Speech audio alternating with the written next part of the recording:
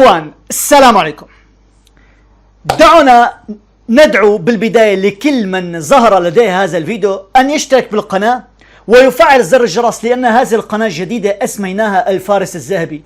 بالآونة الأخيرة خوارزمية القناة تتعرض للهجوم، فاشتركوا بهذه القناة الجديدة من أجل أن نبقى دائما على تواصل، ولا تنسوا الضغط على زر لايك. دعونا نبتدئ على الفور. روسيا والصين وانقلابهم على المملكة المغربية داخل جلسة مجلس الأمن. ما الحكاية؟ هذا الخبر انتشر بشكل واسع ليلة الأمس على مواقع التواصل الاجتماعي، خصيصا من قبل الجزائر ومحلليها.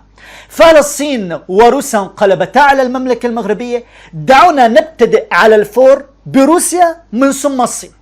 روسيا، نعلم جيدا أن روسيا سفنها تأخذ الوقود من المملكة المغربية، خصيصا بعض العقوبات الأوروبية، ونعلم جيدا أن روسيا هي الأخرى تصطاد عبر سواحل المملكة المغربية الأسماك، وبالتالي روسيا لديها علاقات وطيدة مع المملكة المغربية. فهل روسيا تغامر بعلاقاتها مع المغرب من أجل البوليسارو؟ لا ننسى أن روسيا طردت البوليسارو من آخر القمة عقدتها ورفضت دعوتها. إذن روسيا لديها مسار واضح اتجاه العلاقات المغربية. الجزائر ماذا تريد أن تفعل؟ الجزائر تريد أن تدخل من باب الأسلحة. تخيلوا أن الصفقات العسكرية التي يعقدها النظام الجزائري مع روسيا إنما من أجل جذب روسيا ومحباتها. الجزائر لا يهمها أن أخذت أسلحة سوفيتية قديمة أو مهترئة، أو كما شاهدنا دبابات لا تسير عندما حدث المعرض العسكري بالجزائر، الاستعراض، شاهدنا كيف أن الأسلحة لا تسير. إذن الجزائر تريد محبات موسكو عن طريق شراء الأسلحة. فهل روسيا تلجأ لمحبات الجزائر على حساب المملكة المغربية؟ نحن نعلم أن هناك توتر بين أمريكا وروسيا، خصيصا على الريادة داخل الأمم المتحدة ومجلس الأمن. زاد على ذلك روسيا لحدود الساعة بكل جلسة بمجلس الأمن لم نراها تصوت ضد المغرب. ربما تصوت ضد القرار الأمريكي، ربما تصوت أو تمتنع عن التصويت، لكنها لا تستخدم حق الفيتو ضد صحراءنا المغربية. إذن روسيا تحاول أن تلتزم الآن الهدوء بموقفها تجاه الصحراء المغربية. لذلك سفير المغرب بروسيا التقى مع نظيره الروسي، وتم التباحث حول آخر تطورات العلاقات المغربية الروسية. لا يخفى على أحد أن هناك صداقة متينة بين جلالة الملك محمد السادس وبوتين. نتذكر جلالة الملك كيف أنه زار موسكو بالسابق. وعلى هذا روسيا اليوم تدرس توجيه ضربة استباقية قاضية للكبرنات داخل جلسة مجلس الأمن المرتقبة، خصيصا أن جل الدول العظمى باتت اليوم تدعم المغرب. موسكو لديها ذكاء دبلوماسي من غير المعقول أن تسير روسيا باتجاه الجزائر وتعاكس فرنسا وإسبانيا وبريطانيا وأمريكا ودول متعددة.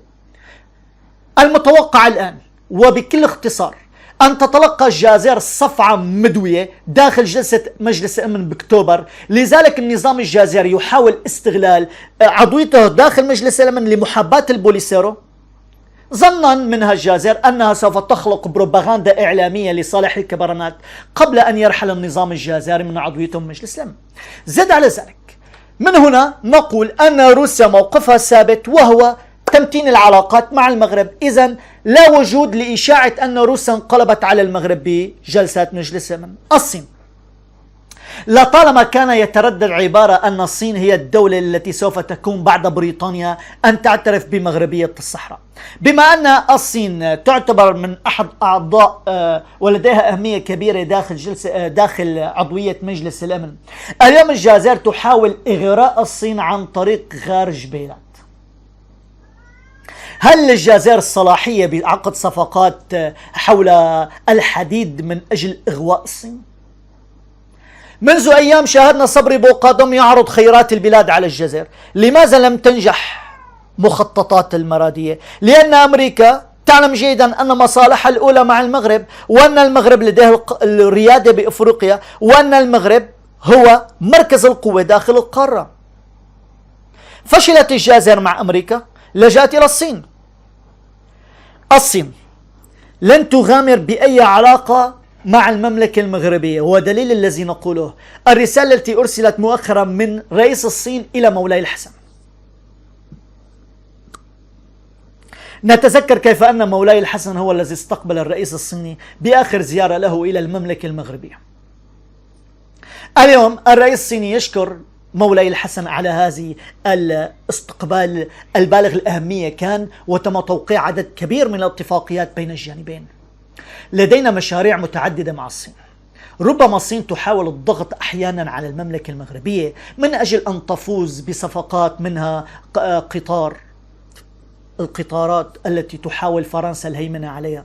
إذن الصين لديها رؤية كاملة على أن المغرب هو المستقبل المشرق. لذلك أي اتفاقية تريد الجزائر إغواء الصين فيها بمنطقة غارج بلات لن تنجح، لأن هذه المنطقة أساسا ليست للمرادية، وهناك نزاع على الصحراء الشرقية المحتلة.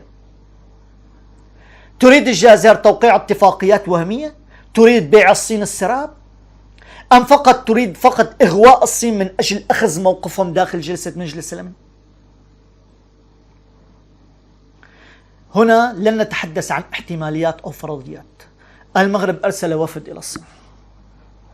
شاهدوا الفرق بين المغرب والجزائر. الجزائر تنشر الإشاعات والأكاذيب، والمغرب يتحرك دبلوماسيا. ماذا جرى بهذا اللقاء الذي جرى بين المغرب والصين؟ الصين أكدت على أن هناك صفقات بمليارات الدولارات سوف تأتي إلى منطقة الصحراء المغربية. فإن كانت الصين تريد ضخ هذه المشاريع بمدن الصحراء المغربية، فكيف لها أن تعاكس المغرب داخل جلسات مجلس الأمن؟ لماذا الجزائر تلجأ إلى البروباغندا الإعلامية الكاذبة من أجل تغيير الواقع التي تعيشه من الأزمات؟ الجزائر تعاني أزمات اقتصادية، عزلة دبلوماسية، تخبط داخلي، وصراع بين الكبرنات، خاصة عندما نستمع غياب الرئيس الجزائري، محاولة خيال شنقريحة، بدأوا بتصفية قيادات الجبهة الانفصالية. لذلك الجزائر هي نفسها لا تعلم ما الذي تريده، تتخبط بشكل كامل وغير مسبوق. الجزائر خطتها الوحيدة أن تسير عكس المملكة المغربية. أكبر دليل مع فلسطين ظالمة ومظلومة، لأن المغرب متمسك بموقفه بالقضية الفلسطينية. باتت الجزائر بالآونة الأخيرة تدعم إسرائيل، عندما سمعنا تبون بآخر تصريح له عندما قال لا مشكلة بتطبيع بالعلاقات مع الجانب الإسرائيلي بحال الاعتراف بدولة فلسطين. قد يتساءل البعض لماذا الجزائر الآن لجأت إلى أسلوب البروباغندا الإعلامية وهذه الأكاذيب التي يتم نشرها؟ الجواب طبعا واضح. الجزائر بالآونة الأخيرة تلقت صفحة دبلوماسية من اليابان. حاولوا إقحام البوليسارو وأعطوهم لافتة مزورة، واتفقوا مع المرافقين اليابانيين من أجل إدخال الجبهة الانفصالية. اليابان منعت البوليسارو من أن تلقي أي كلمة كانت. إذن زيارة البوليسارو الانفصالية إلى اليابان كانت شكل صور بحفنة كبيرة من الدولارات. يحاولون شراء الزمم. قد تنجح الجزائر بشراء زمم دول أفريقية فقيرة كالموزمبيق. لن تنجح بشراء موقف اليابان، لن تنجح بشراء موقف روسيا، لن تنجح بشراء موقف الصين. لذلك تحركات الجزائر باتت قديمة، باتت معروفة، باتت بالية. اليوم الدبلوماسية الواضحة والحقيقة هي التي تنجح، هي التي تفوز، هي التي باتت مطلوبة لدى جل الدول. الندية وليس الكذب والنفاق التي تتخذه المرادية اسلوبا لها. نختصر كل الحديث وكل الإشاعات ونعلن بكل وضوح أن روسيا والصين لحدود الساعة مواقفهم واضحة باتجاه الإمبراطورية العلوية الشريفة وباتجاه ملف الصحراء المغربية. وكل الإشاعات التي تأتي من الجزائر ويتم نشرها بشكل واسع إنما هي رفع معنويات لقيادات الجبهة والتكذيب على ساكنة المخيمات بما أن الجزائر ماسكة زمام الأمور، في حين أن كل ذلك إشاعات وأكاذيب لا تعد ولا تحصى. دعنا نذكر بالاشتراك بهذه القناة والضغط على زر لايك من أجل أن نبقى دائما على تواصل. حفظ الله المملكة المغربية. اشتركوا بقناتنا الفارس الذهبي، القناة الجديدة، من أجل أن نبقى دائما نخرج بالأخبار الصحيحة ونكذب الإشاعات. سلام.